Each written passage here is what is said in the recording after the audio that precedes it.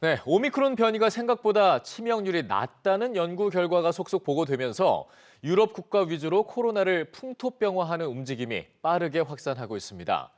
위드 코로나를 가장 먼저 선언한 영국에선 당장 이번 주부터 모든 법정 방역 규정을 폐지하기로 했는데요.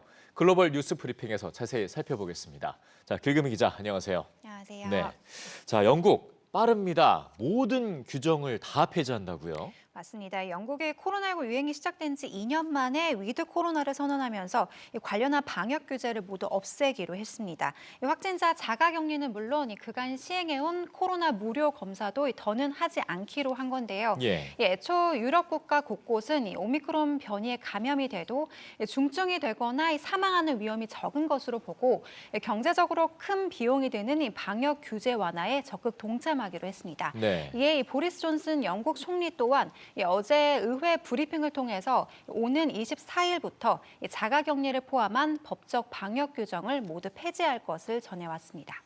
그럼 이런 추세라면 지금 영국에서는 앞으로 확진이 돼도 이전과 다르게 모든 생활을 다 자유롭게 할 수 있게 되는 겁니까?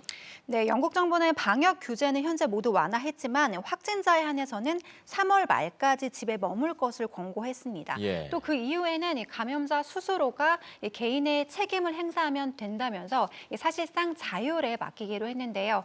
영국은 오늘 4월부터 그간 해오던 코로나19 무료 신속 검사도 중단하기로 밝혔는데요. 감염 후 중증으로 이어지는 사례가 드문데다 오미크론 변이의 경우에는 대규모 검사의 가치가 없다고 판단을 한 겁니다. 예. 이에 따라 증상이 있는 고령층을 제외하고는 영국에서는 개개인이 검사를 원할 경우에는 앞으로 우리 돈으로 약 3만 원가량의 신속 검사 키트를 별도로 구매해야 한다고 합니다. 영국은 또 이와는 별도로 75세 이상 등을 대상으로 한 부스터 접종 계획을 발표하기도 했는데요. 올해 봄에는 고령층을 대상으로 또 가을부터는 더 넓은 연령층을 대상으로 추가 접종 계획을 검토 중인 것으로 알려지고 있습니다. 네. 접종 간격은 유지하면서 방역의 끈은 풀기로 한 영국 정부, 새로운 일상으로의 전환을 선언하면서 주변 국가들의 관심도 집중되고 있습니다. 네, 정말 기대가 됩니다. 자, 다음 소식은 좀 안타까운 소식이죠. 러시아와 지금 우크라이나 간 이 갈등이 점차 극심해지고 있다는 보도를 계속해서 보내드리고 있는데 둘 사이 이제 무력 충돌 위험마저 한층 고조되고 있죠. 맞습니다. 러시아와 우크라이나를 둘러싼 갈등이 좀처럼 끝날 기미를 보이지 않고 있습니다. 러시아의 블라디미르 푸틴 대통령은 오늘 우크라이나 동부에 위치한 친러시아 지역이죠. 돈바스 지역 공화국들에 러시아군을 파견할 것을 지시했습니다. 예. 이 돈바스 지역, 우크라이나 내에서도 친러시아 반군이 활동하는 분리주의 도시로 앞서 푸틴 대통령이 두 공화국의 독립을 승인하기도 해서 갈등을 더 점화시킨 문제의 곳이기도 한데요. 예. 푸틴 대통령은 이에 러시아 국방부가 두 공화국과 우호 협력에 관한 조약을 체결하기 전까지 러시아군을 이용해서 평화 유지군 기능을 수행할 것을 명령했습니다. 네, 분명히 표면적 명목으로만 보면 평화 유지를 위한다고 하지만 사실상 러시아군이 우크라이나에 진입을 해서 이제 충돌할 가능성도 분명히 있는 상황 아니겠습니까? 맞습니다. AP통신 등에 따르면 충돌 가능성은 아예 배제할 수는 없는 상태라고 하는데요. 예. 이 외신은 러시아군이 우크라이나에 진입할지 여부는 현재로서는 불명확하다고 보도를 했습니다. 실제 우크라이나 돈바스 지역에서는 지난 17일부터 우크라이나 정부군과 친러 주위에 반군이 교전을 이어온 상태인데요. 자국 내 도시가 러시아에 의해서 흔들리고 분리됨에 따라서 우크라이나의 러시아에 대한 반감도 극에 달한 상태입니다. 예. 이에 미국과 러시아가 추가로 우크라이나 주변에 군사를 배치하면서 불안감은 더 커지고 있는데요.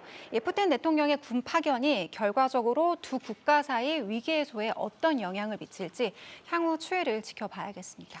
네, 두 국가 간의 긴장감 얼른 좀 완화가 되기를 바라겠습니다. 자, 마지막 주제입니다. 최근 화두가 되고 있는 부분이죠. 환경 오염과 관련된 신기술과 관련된 얘기인데 반전입니다. 환경 오염의 독이라고 불리면서 골칫거리 취급만 당했던 이 배기가스가 지금 신기술 개발로 인해서 새롭게 탈바꿈을 한다고요? 그렇습니다. 각종 산업 현장에서 배출되고 있는 배기가스가 새로운 기술과 만나면서 새롭게 재탄생해 과학계의 주목을 받고 있습니다. 예. 이 신기술의 핵심 성분은 바로 박테리아인데요. 예. 이 미국 노스웨스턴 대학 연구진이 이 박테리아를 활용해서 이 기존의 배기가스를 상품성이 높은 새 화학물질로 전환하는 데 성공을 했습니다.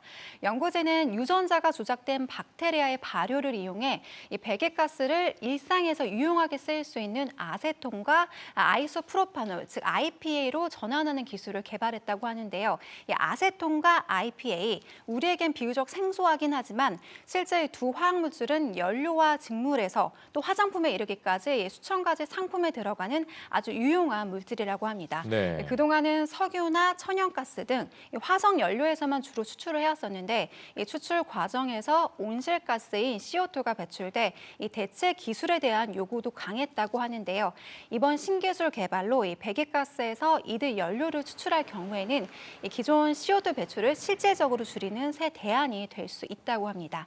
그간 이 골칫덩이로만 취급받던 배기가스가 이렇듯 쓸모있는 새 얼굴로 변모를 했듯이 이 비슷한 사례가 앞으로 더 많이 나올 수 있기를 기대해 봐야겠습니다. 네, 그야말로 배기가스의 새 발견인데요. 환경 문제를 해결할 수 있는 좋은 해결책이 될 수 있기를 기대해 봅니다. 자, 길금희 기자 수고했습니다.